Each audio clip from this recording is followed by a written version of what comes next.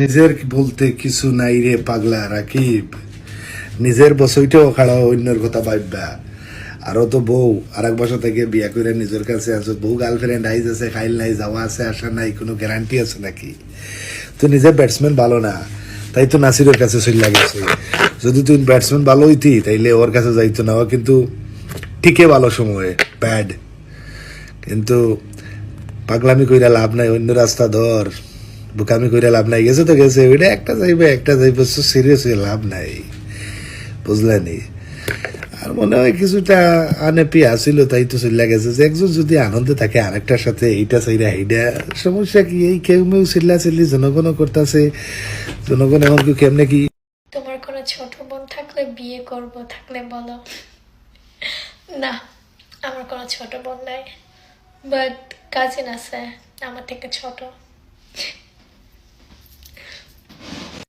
তুমি আমার আমি তোমার আশা করে, তুমি আমার আমি তোমার আশা করে, তোমার পুষিলাম।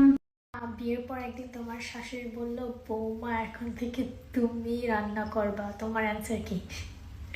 সো আমি বলবো, যদি আপনি প্রতিদিন ডাল আর ভাত খাইতে রাজি আছেন, আমার কোনো প্রবলেম নেই রান্না করার।